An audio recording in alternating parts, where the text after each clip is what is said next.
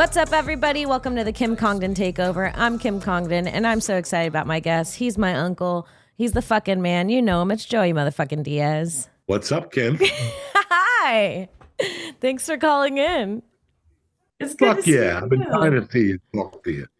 It's been a while. It has been a while. The last time I saw you got groped and shit. And I want to apologize to you again because it had nothing to do with me, you know. Not my molestation. I'll tell you what, though, that groping, it got me my blue check mark on Instagram. Did it? It did. You know, it's funny that you put a post up a couple of weeks ago that you've been to 4 Skank Fest and nobody's ever groped you. I'm like, God damn it. And she came to one of my shows and she got groped. How bad do I fucking feel? Did you ever hear the details of that story? How that guy pretended he was blind after he groped me? It's kind of comical. Yeah. It was fucking crazy. That's New York City, though, Kim. And those are the effects of your leather pants. Blind, but you fucking hypnotized him with those pants. So I'll tell you, he was blind, but he found the spot. Yeah, he knew. Hey, bro, you know those blind motherfuckers. They know exactly where it is. There's this comic in Philly, Tim Butterly, that was talking about it, and he was like, he roasted me on stage about it, talking about how I got touched at one of your shows on Broadway, and he was like, Kim's the victim, but that guy's finger still smells.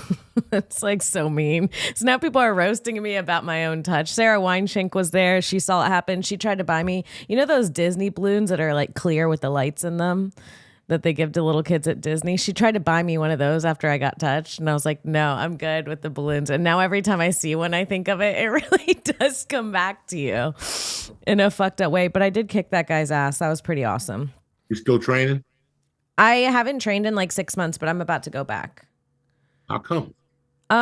Because I just was enjoying like getting my nails done and having my hair be nice and not having a black eye every week. All right, I'm down with you, but I know you like it. I like it a lot, but I feel like I gotta look like a woman sometimes. No, I would have a black eye and a limp. I would have like finger bruises on my arm. People would be asking me if I get abused all the time. So I was like, I'm gonna take a break. I did some yoga, some steam rooms, and now I'm gonna go back. I'm ready. It's crazy. There's some girls at my school, and after we roll, like I look over at them and their hair is all fucked up. You know, their geese are pulled off. Especially when 2 women go at it. They fucking go at it over there. Oh my God, yeah. We at least always have 2 girls in class, and they're older. Like one's a mom and the other, both of them are moms. Yeah. Just sit there and fucking go at it. I'm like, what? And then they just get up and leave. Like nothing happened. Then there's another girl that's a jailer. This chick works at a fucking prison, a broadway prison in Jersey. So she comes to the lunchtime class. She's a purple belt. But that's why she goes. She needs it. Yeah, she needs it in there, dog. Whoa. Yeah, it must be tough working in a prison. I've heard that there have been people who work at prisons and like the inmates will throw like jizz at them and shit. You know, you've been in the tank. Yeah, but I never went to a prison with animals like that. Only for like 3 or 4 days. I was in those. You were in casual bad boy prison. This when you're kind of a bad boy. Well, for 2 weeks, you got to go to a place called Diagnostic. Okay. And that's, you don't sleep at night because it's four floors, 200 cells. And if you think brothers talk at the movie theater, they talk all night in prison, Jack. They will talk all night. Yo, Donnell, what up? Nothing. What up with you? And this is all night long.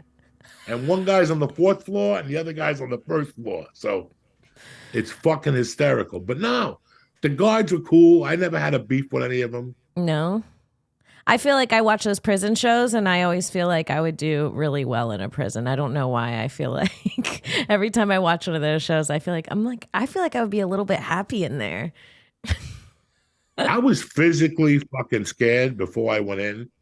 So I did everything I could physically to be in the best possible shape I was. And then it was like one of those things you walk into a place and you expect for something to happen. And the experience I had was completely fucking different. Why? Like it was just completely different. because I had to go to a hard place for 2 weeks. And then, I mean, the first jail I went to, we played handball every day with our clothes on, like not even jail clothes. We had like shorts, t-shirts, and our own sneakers. And we'd order groceries from Albertsons at night. And they'd bring potato chips and onion dip and fucking sandwiches. That's a country club. Then I went to a hard place for 2 weeks. Then I went to like a minimum place that was okay. And then for my final destination, I went to a prison camp for 7 months. They really move you around a lot.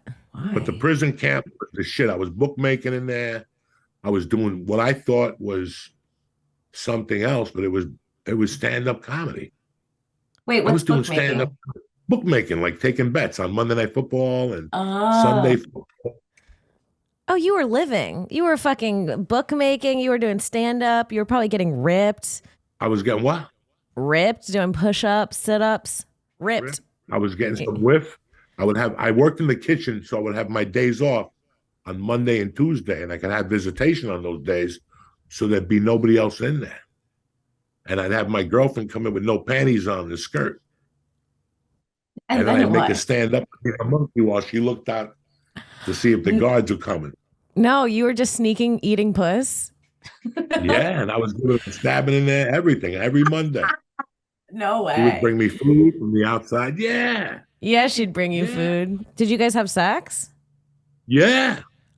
Every Monday and Tuesday. Wow, they really don't care that much. They act like they care. They don't really watch. That's why I took my visitation on Monday and Tuesday. Because there's people that take it on Saturday and Sunday. And I got to tell you something. They fuck right in there in front of everybody else. With their kids and shit. They're fucking animals in jail. They'll put a chick on the lap and start dry humping. I saw people getting blowjobs on a Sunday. Not on a Sunday. Oh, fuck yeah. That's the best dick sucking day there is. The Lord's Day. A little ball lick before church makes it all a lot better. It does make you feel better when you wash away the sins if you have a fresh sin on you. Yeah. If you go in there, you go to church with a freshly sucked cock. You're jumping up and down, you're eating the cookies. You're putting money in the offering. Suddenly there's $100 bill. Yeah, 20 to the guy next to you. So, but I gotta be honest with you. I'm not in the stand-up world no more that much, but I do follow you and I live vicariously through you. Like I'm watching what you're doing. Like you went from doing single nights and stuff out, and now you're doing weekends. You know, I see how much fun you're having. And I gotta tell you, man, you're having the time of your life. I am. And that little Jew girl, she's getting crazy and crazy. That's why I love her. With the fucking glasses and shit. She is out there. She needs a TV show. Both of you need a talk show on HBO. I know. We're working on it right now. You guys really fucking work well together. Yeah, we've been doing it together for almost 11 years now. I've been doing stand-up for 10 and a half years. So. Wow.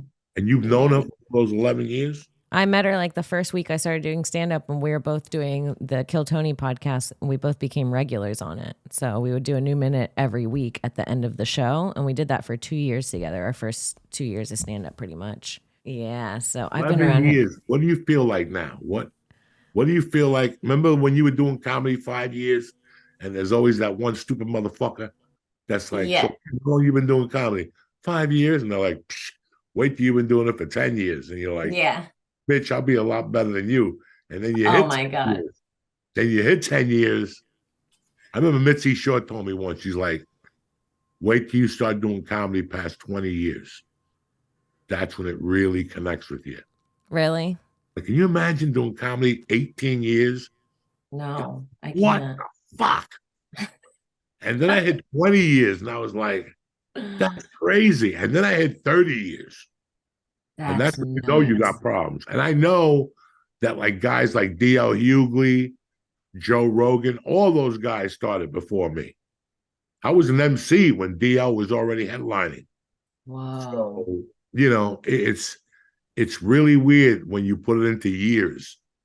And everybody has a different journey, Kim. Everybody has a different journey. You might not do dick for 20 years. You're about to quit.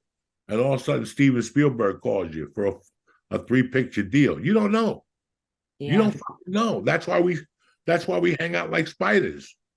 You don't fucking know. We hang around LA like spiders. That is exactly what comedians do. They just hang out in a little web waiting for their fucking time to shine. Waiting to get, and then when you look at it now, I look at all the younger guys, and it's a conveyor belt. You get to LA, you hustle, and then you're on the belt. Now they build around you. Now in 2 years, then you got an agent, then you got a manager, then you got a commercial, then you got a spot in a TV show, then you get a reoccurring, then you start touring. It's getting on that fucking conveyor belt. Yeah, it's really crazy. I remember when I first started, when I was 2 years in, I was like, oh, I'll be famous in 4 years. I remember thinking I remember having an argument with my ex-boyfriend and I was like, I'm going to be famous in 4 years. He's like, you're not. And I was like, I'm going to be famous in 4 years. And now here I am 10 years later, like thinking about that story and how dumb I sounded. You really don't realize how much it's just mostly time. It's just waiting and cooking is a lot of it, because I'm a completely different person than I was even then 10 years ago. And I do feel like probably around year 7, my first 6 years, I was really happy in stand-up. I was like, this is the best thing in the world. And then years 7 through 10, this bitterness started to happen where I was like, people would come up to me after shows and be like, you crush. And I'd be like, cool, get me a job. Like I'd start getting pissed about it. Like the compliments were, you hear for so many years, you're the most talented person, you're the best, you're going to make it. And then eventually you're like, well, fucking give it to me. I'm so tired of hearing the offer and it not coming. And then now I'm in this weird thing where I'm still not getting huge offers, but I don't care anymore. Like my manager will call me and he'll be like, do you want to submit for Just for Laughs? I'm like, you can. I'm not going to go out of my way and give them a tape. I'm over it. I can only, and it's this weird thing. So I think that's probably right before good things start happening, is right when you stop caring as much. I hope. Like I had quit comedy. In 2009, I got married. I was doing stand-up maybe, I don't know, 18 years. And I got to be honest with you, I did some movies. I did some TV shows. I was headlining. I opened up on the road for Rogan. I was having a great time with those guys. But I didn't feel like it was moving at the pace I wanted it to. And I just said, you know what? I'm going to get a job in North Hollywood selling Fords. And I could do spots at the Ha-Ha. And I'll just acting. I'll do a little acting. When Rogan needs me, I'll go open for him. I was pretty content with that. Yeah. And then something happened that was amazing. The podcast world came in. And I was able to tell my story, which I always knew if I can tell my story, I'll get some traction on that. And I was right, Yeah. So I was ready to quit. Like I wasn't ready to quit. But I just felt I was burnt out. I'd already done my time at the store. And all of a sudden you go on a podcast, you tell a story about mugging a hooker. And the next thing you know, people come into your show and you're like, I did Adam Sandler movies and nobody came to my show. It's crazy. I recurred an NBC show and nobody, because when I got into the business, they said, you go to LA, you recur on like a show for like 6 episodes. Yeah. And on the rest of the time, you're on the road. They'll put you on the road. Dog, I did 20 shows and nobody fucking wanted to put me on the road. It's amazing how everybody's journey is different. Mm-hmm. You can't sit there and look at a guy and go, we started together. Yeah. We should be at the same place. No, you're not. No, you're not. Things are going to happen. She went and had a baby. He went and fucking had to go take over his dad's business for a year. But he kept writing. And she kept writing, Things happen. It's not by years. I don't look at it as years. I look at it as it's moments. This is what you got into it, and now you got to finish it up. Yeah. What are you going to do to stay in this the rest of your life? So you don't, and I don't care how you do. Listen, if you ever drink, like somebody called me a couple of weeks ago and they were like, hey man, are you back on the road? I'm looking for somebody to take you on the road. He goes, I really miss doing kind. I go, listen, I'm not going on the road. I don't know what to tell you, but if you really want to do comedy, I know people making 20 grand a month on a fucking ship. Oh, I don't know if I could do that. Then you don't really want to do comedy. Right. You know, if you don't want to do that, if you're a comedian, you want to do comedy, whatever works for you. I don't care if it's in the back of a Greyhound bus. You know, I don't care. Look at in prison. I started on a Wednesday night. Yeah. I didn't even know I was doing stand-up, Kim. I would just go on, the projector would break, and I would go Would you have like a crowd in front of you of prisoners watching? 80 fucking prisoners. No. The place had like 96 prisoners, white, black, and Latino Mexicans. So we would watch a movie on Tuesday, Wednesday night, whatever fucking night it was, and the projector would always break. It was an old school projector. So I worked in the kitchen, right? I worked in the prison kitchen. So when people would come in, I would tell them what not to eat, what to eat. Like if you were my dog, I'd say, Kim, don't eat the meat tonight. Right. And I go, don't do it. And the prison chef would look at me and go, Joseph Diaz, don't say that to the prisoners. And I would tell them, don't do it. So for me goofing on the prisoners in there, the word got out. And whenever I would be in there, they yell, Cuba, get up there and tell some stories. And I would go up there and I would do Def Jam. I would just goof on the black guys. Look at this black dude with freckles. Look at this black. And then they all jumped in. We were all a part of it. So that's how it started. I didn't know I was doing stand-up. I thought stand-up was with a shirt and a tie and, you know, you had a fucking microphone. Little did I know that I was doing the hardest aspect of stand-up. Truly the hardest. No microphone, no control. You know, when you don't have no microphone, you got no control. That's what makes you different from the rest of the room. I did not know this shit.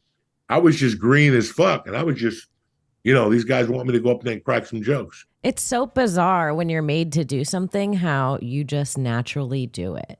Like no matter what, I just went on vacation for 9 days. I told myself, I was like, no stand up at all. I'm not doing any stand up. I'm not here to entertain. And then most nights I was in a jacuzzi making like random people laugh for the whole night. And they'd be like, we haven't laughed this much in years. And I'm like, damn it, I'm still accidentally doing it.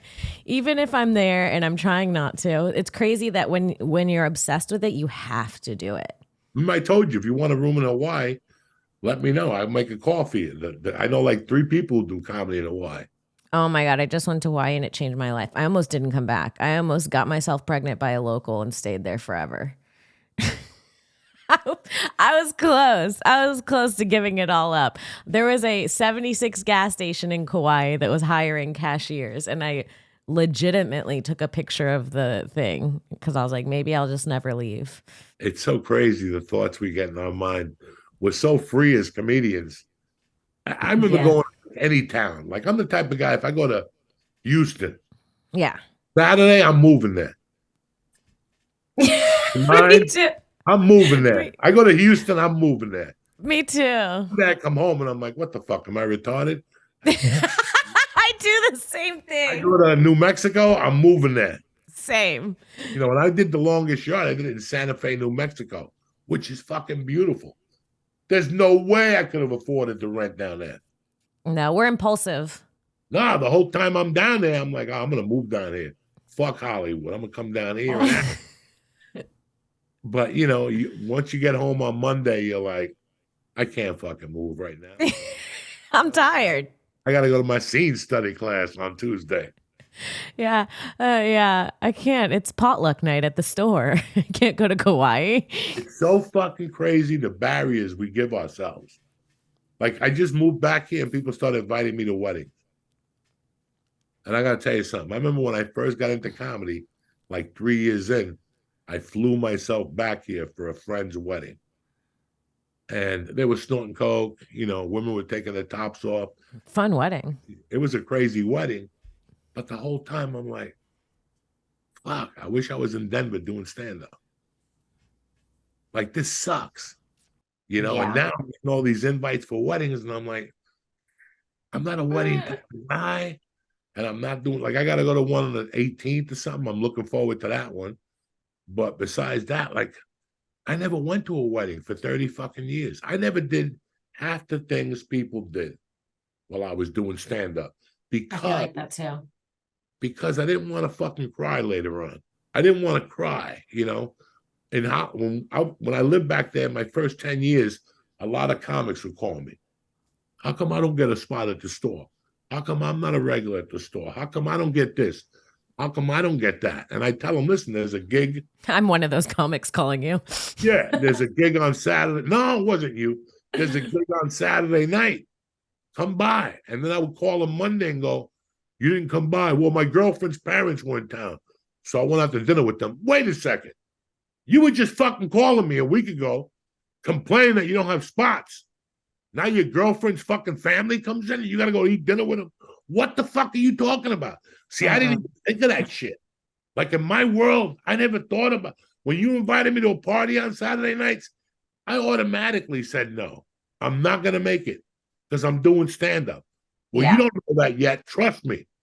I'm doing fucking stand-up. I don't have a gig yet, but I have one by Saturday, even if it's a guest spot.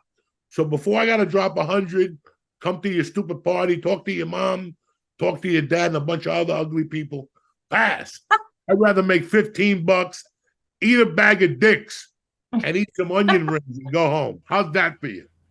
It's so true. Adjusted to this. After 30 years, I didn't have a fucking life. People gave up on me in like 2000.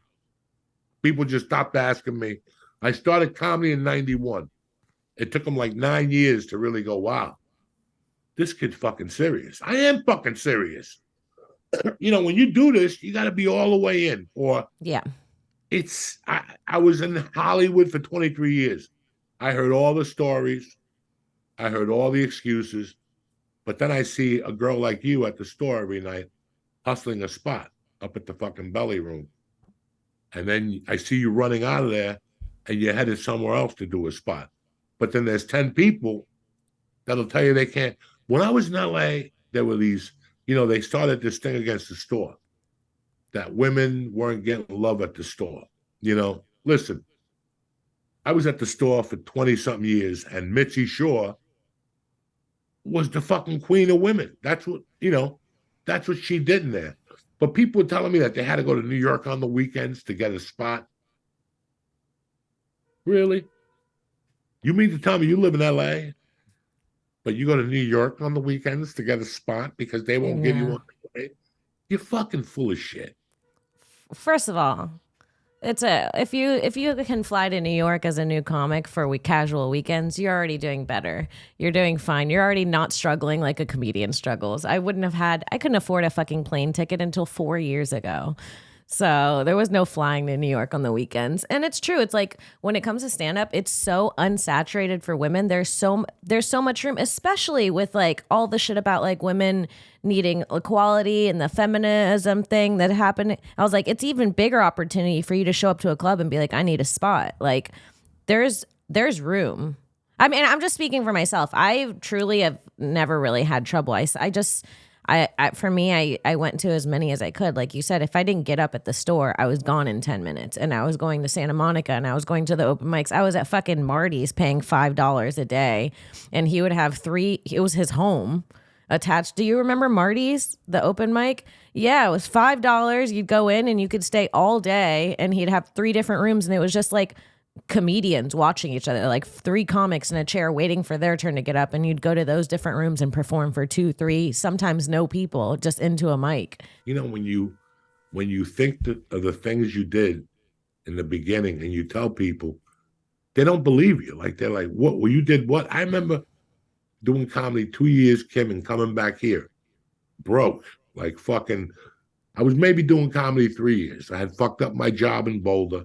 I got divorced. Came back here, and I used to go to a place where the open mic started at 11 p.m. You'd sign up, and they'd tell you, come back at 2:30. So I drove a limo, so I would have to pick Chinese people up at Kennedy Airport. I'd drop them off. I get there, and they're like, you still got an hour before you got to go up. It's 3:30 in the morning.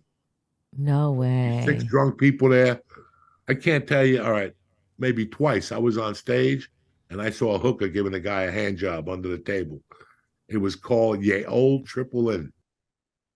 It was like $3 to get on stage. And he's just getting jerked off during your set. Oh, jerked off under the table. You see the hand. She tried to put like a napkin on it to fucking like a magician.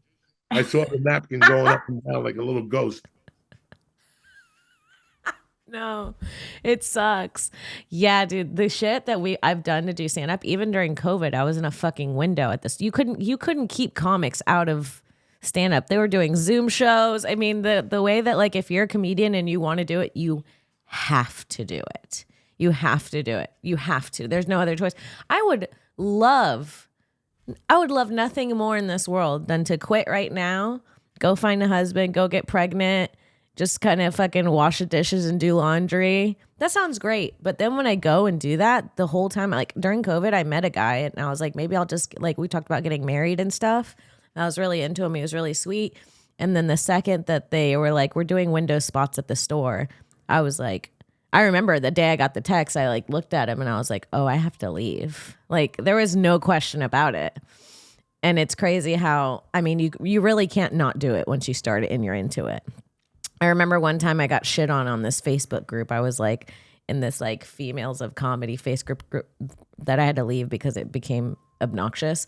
But one girl posted, she's like, sometimes I just feel like I don't really want to do it and I don't try hard. And everybody was like, you need a mental break. You need a mental break. And I remember everyone shit on me because I just wrote in, if you don't want to do it, find something else you want to do. Stop wasting I see people waste 20, 30 years with their foot fucking halfway in the door at stand up. I'm like, go find the thing you love. You don't love it. You just are scared to leave to try and find the thing you love. It's so weird how much I loved it. And when the pandemic hit, I was like, I'm not getting back on stage for a while. Like that was crazy, Kim. But you did your time. You fucking did it. Oh, I remember you were just talking about nights off. I got to LA January of 98. The first time I took a night off was in 2005. Wow. If I had a spot at the store, I made that fucking spot. The only way I would cancel is if I got caught at one of the Mexican rooms down in Orange County or something like that. I would be running late. Those days, my goal was 30 spots a month. That's 2 spots a fucking day, Mm-hmm. There was no days off. Mm-mm. I still remember taking that day off and feeling like a fucking loser. And then there were nights I didn't have a spot at the store. Like on a Tuesday night, I wouldn't call in for the store when we first got there, but I would still go down there. And every Tuesday that I didn't have a spot, but I went out, I always came home with something. A card, an agent, VD, an 8-ball of Coke. Every time I went on Tuesday. And it was just, once I saw that, I'm like, I'm not staying home any nights. Yeah, I love that you said that. I'm not staying home. I still remember flying back from like Florida and being in a plane all fucking day and landing at the airport and taking a cab to the fucking store with your luggage to get that spot for that night. Because no matter what happened all day, you still got to do a fucking spot tonight. Like and it's crazy. This in the store had no food. Yeah. There was nothing. You'd go there and you'd have to wait for your spot and then go to Pink Dot and get a fucking sandwich. But I couldn't dream of not doing a spot. No.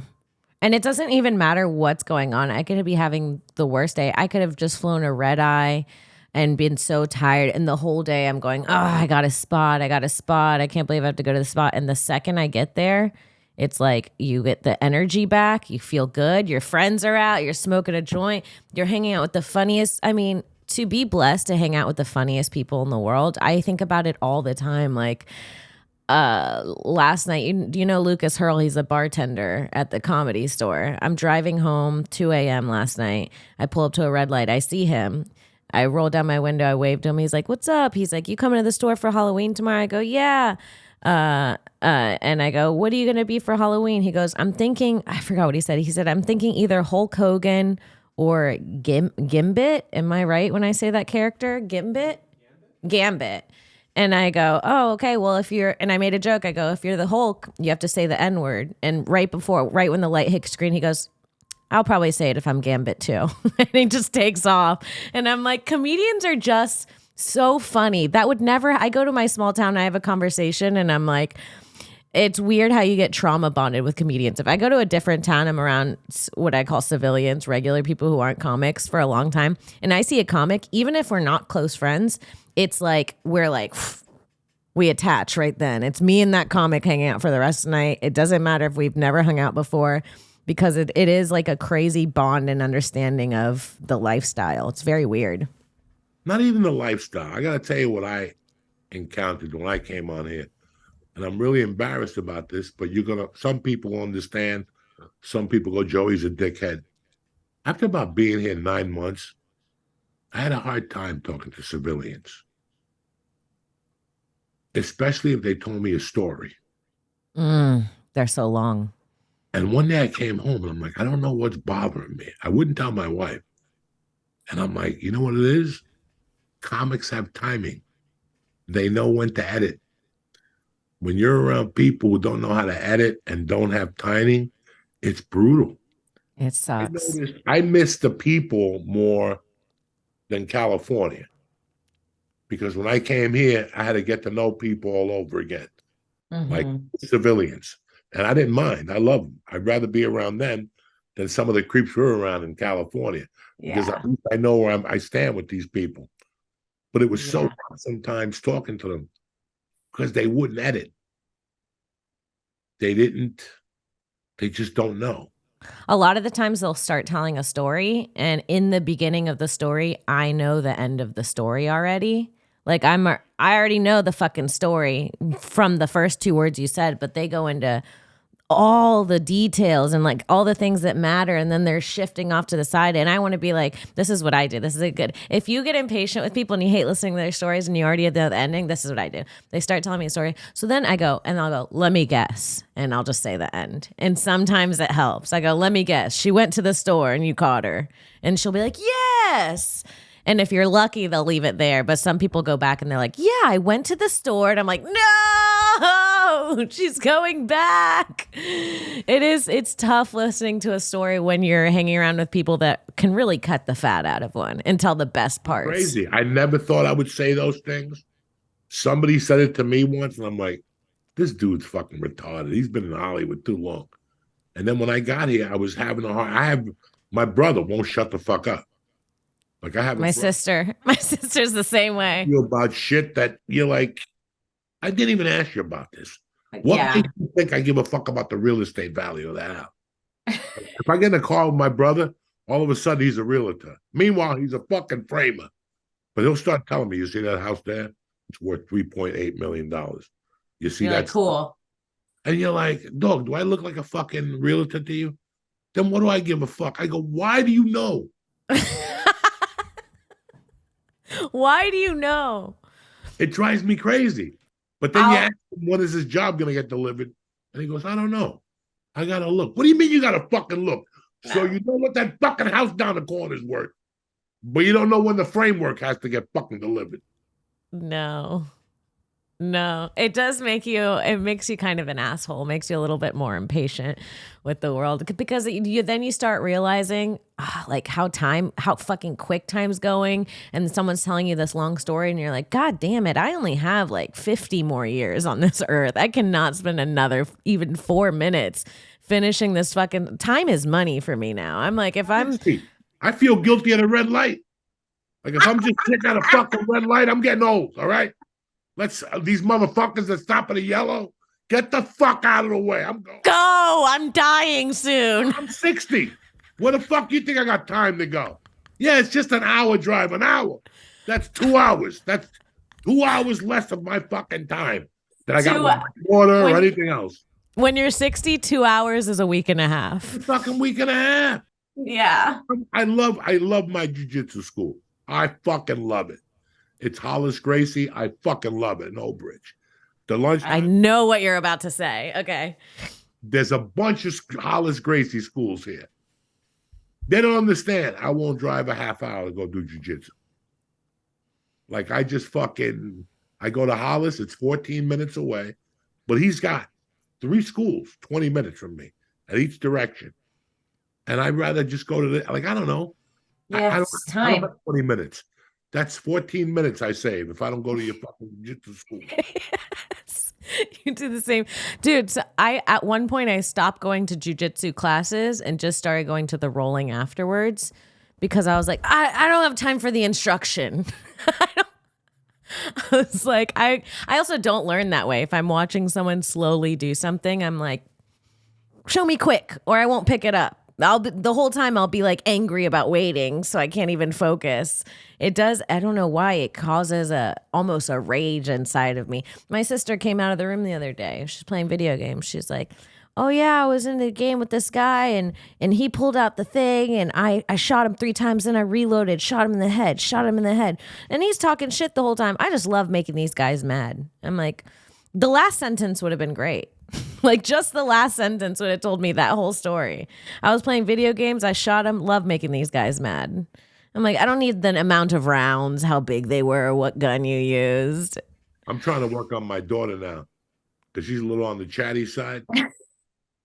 That's her mother's side. They're a little on the Crime Stopper side and shit. How old is she? She's 10. Wow. But I already started talking to her about think about your words. Be conservative, don't give ear beatings. And she just looks at me like she doesn't understand. But I did come clean with her last week about weed because she knows. And the cops went to school and talked to her. They've been going every year, but this year they just focused on weed.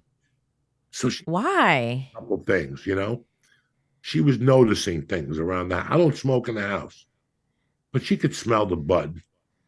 She could smell different things, and she kind of knew. And then she saw a grinder one day with weed in it, and it just stunned her. And then like a week later, we were going to go to eat dinner, her and I. And I said, go upstairs and get ready. I'm going to do a bong hit. I didn't tell her that. But while I was outside doing a bong hit, she came down. And she caught me with the bong in my mouth. I didn't say nothing for like 6 days to her. And then I felt guilty because I remember when I was a kid, I don't know, I knew what was going on. Mm-hmm. But I couldn't tell my friends. I knew what was going on in my house. Yeah. And I knew what was going on in my mother's bar. And it always felt like I still remember waking up in my house as a kid, being like 11, walking downstairs to get breakfast. And my mom would be downstairs with my stepfather and 10 other people. And then have an aluminum foil in the middle of the table filled with Coke. And I would walk in there like I didn't see it. I would eat my breakfast around it like I didn't see it, but I saw it. I saw it. And my mother knew I saw it. And I just didn't want her to feel that way. Yeah. I don't want her to, I wanted her to trust me. So I just sat her down, explained my marijuana use, how it started, how I didn't like it at first. I was real embarrassed because I was a Catholic kid. Your reaction to finding your mom's stuff is very similar to how I would have reacted as a kid. And I'm wondering if that's a thing about being a comic, the anxiety of not wanting to. I want to be honest with my daughter, and I want her to know. I don't want her to be an asshole. Mm-hmm. Or somebody have to tell her on the street, your dad smokes pot. And she's standing there like a fucking moot de law, not knowing. So it was good. I told her, she understood. I told her not to say nothing to mom. It was just between us. And I asked mom. Mom goes, she hasn't said nothing to me. That's cute. So no, she's my fucking bodyguard. I had to do this. Trust me. And I got 20 more things I got to tell her. Yeah. You got a list. She knows a lot of shit, but she don't know. You know what I'm saying? Like, she knows I got locked up. She doesn't know I had a machine gun and I put a guy in the trunk of a car. She don't know. She doesn't know about all the wait till she's 11. No, she's not ready for that. I don't want her in that world. I grew up in a weird world and I enjoyed it and I would do it all over again. But not her. The 70s were the 70s. We've a little slowed down, but I still didn't want her to have that life. I don't want no madness in here. I don't want yelling in here. We don't drink at the house. My wife drinks once in a while and I never drink. So there's no booze here, so I just wanted to have a pretty decent place. What if she wants to do stand-up? How would you feel? I think she's going to do something in that realm. I mean, she's a movie buff. So she already tells me, like, she told me we were going to see the Leonardo DiCaprio, De Niro movie. Killers of awesome. She came to me and she was like, Dad, can we go see it? It's a 3-hour movie. We have to go like at 5 o'clock. And we went. We go to everything. The Equalizer, she sees everything with me. She's And awesome. it's funny that she has favorite actors. It's funny that she geeks out when she goes to the movies and tells me, I shot a movie with your brother, right? I shot a movie with Louis Guzman. Okay. You know, it was Louis Guzman was in the movie, and so was the girl who's also in Tuesday, in Wednesdays. I forget, not Angela, not Ortega, but the other girl that was the original Wednesday. The one that used to date Owen Benjamin, remember? Oh, Christina Ricci. Christina Ricci. So Christina was in the movie, and Louis Guzman was in the movie. So was Kevin James. So I took my daughter to the set one day to see Louis Guzman because she's Awesome. like, dude from fucking Wednesday. And she talked to him, but then he goes, do you want to take a picture? She's like, nah, I'm okay. And I was so embarrassed. And on the way home, I go, why don't you get a picture? She goes, because I see how much people bother you for them. Aw. You know, so I don't want to bother him. I go, Mercy, he offered you. You know, take the fucking picture. But she's a movie buff, just like bro, this all started because I'm a movie buff. I only She's like so Richard cute. Pryor growing up. What's that? I said she's so cute for that. She sounds so like into it. That's her thing. Bro, she watches Goodfellas. She watches She's cool. all that shit for the last 2 years because Joe Pesci was in Home Alone. Oh yeah. So I didn't know this. I forgot, you know, I knew this. But one day I got Goodfellas on. She comes downstairs. He's fucking stabbing the guy in the trunk. And I go, Mercy, you got to go upstairs. She's like, why? That's my favorite actor. That's the guy from fucking Home Alone. I'm like, oh, shit. She's in. But I look at you girls and I'm like, I wish she has as much fun as you and Sarah. She will. You and Sarah, whenever I see your podcast, I watch it. I always think about 1984. You two girls remind me of when that song came out. Girls Want to Have Fun. Let me tell you something. In 2023, it's one of my favorite songs, especially towards the end when she goes off and shit. But in 1983, 84, when that song came out, I was going to kill my fucking girlfriend. And I would have killed that dirty bitch if I would have seen her in the street. Because when your girlfriend's 19, you don't want your girl to have fun. No. Not jumping up and they come to your house at 3 a.m. And it's crazy. That's how we were living at that age. I'd go to your house at 3 to come get you. And your father would go, where are you guys going? We're going to the city. All right, be careful with my daughter. We're like, what the fuck? We were 16. Whoa. Yeah. People would come over to your house at 3 a.m. when I was growing up. Let's go to the city. Let's do this. So when I watched that video, I fucking hated that song. I wanted to kill that chick. The girls were having too much fun. Now I look at you and her, and that's the first thing that comes to my mind is that Cindy fucking Lauper song. It's great. You guys are doing it right. It's really all I want to do. The reason I got into stand-up in the first place was it seemed like a place where there were no rules and it looked really fun and like something I was good at. So I was like, that's it. I want to have fun the rest of my life. That's my goal. Crazy that I will tell you something. It's crazy that your ovaries are already calling. Like I'm 33. I'm not a young baby anymore. Oh my God, I thought you were like 26. No, I'm 33. My ovaries not only are calling, they're leaving voicemails. Oh shit. They're sending texts like, hey, do you have service? What's going on? You know how many funny girls I work with that they had a chance. There was a girl in Canada I worked with that was beautiful years ago, 20 years ago. And we kept in touch. I forget what her name was. And her boyfriend was really nice. And one day she told me she wanted to have a kid. And I go, so in 10 months, are you going to come do stand-up again? And she goes, maybe. Never came back. She became something else or something. It's just weird. I know. When the ovaries call. But I think you got a great fucking future ahead of you. I think you're the next Sofia Vergara. You know what I'm saying? I think you're the next Sofia Vergara. I see that. Your little buddy is out of her fucking mind. You guys are the real deal. How the fuck Vice or one of these little podcasts haven't given you a show is beyond me. I know. It's coming. That's what women need right now. It's exactly what women need. I've turned like 10 women onto your podcast. I love it. In fact, one of them going to reach out to you for a sponsorship where you put boutique. It's called something where you put it in your monkey after you have sex the night before. and this takes out all your Espiritos Malos. Whoa. Yeah, it makes it. I need that. A monkey freshener? Yeah.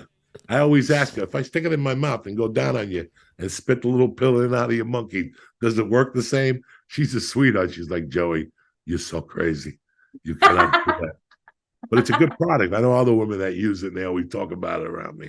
Yeah, send her over. We'd love to talk to her. And I love watching you guys, and I love what you're doing, Kim. And it was crazy. Thank you.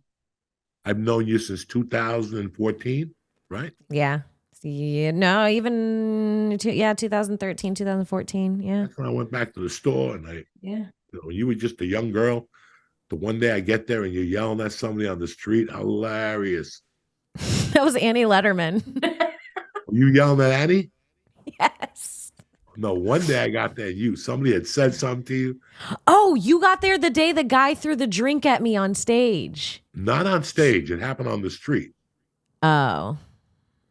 I don't know. There's been a lot of crazy shit. And I remember you walked past me and I go, oh, that bitch is Puerto Rican. And on that note, thank you so much for coming on to the pod. And good luck to you. Thank you for Thank you. having me on. And Where can people find you? where can people find me? Twitter, Instagram, Mad Flavor, Facebook, same Hell shit. yeah. I got Same no shit. schedule, but I got the book. That's all I got. So You're living the dream. Thank you so much. I love you. I love Thank you you for too. doing Have the a great pod. week. God bless you guys. Bye. You guys can follow me on Twitter at Kimberly Congdon, on Instagram at Kim Congdon. Check me out on patreon.com/Kim Congdon. My other podcast, This Bitch with Sarah Weinshank, anywhere you find podcasts, and then show dates at kimcongdon.com. I will be in Tampa in December, so make sure you come out for that. I'm also filming my special December 7th at Jam in the Van, jaminthevancomedy.com. And make sure you get tickets for that and support. And thank you guys. We'll see you next week. Gimme,